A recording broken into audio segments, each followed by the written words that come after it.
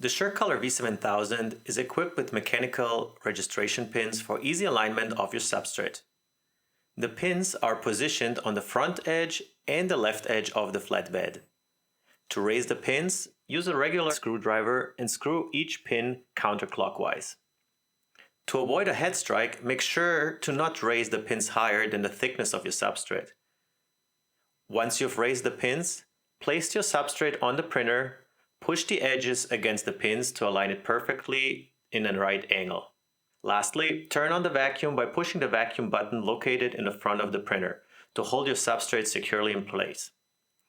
One thing to point out: by aligning your substrate to the registration pins, the bottom left corner will be positioned at 0 mm on the y-axis and at 10 mm on the x-axis.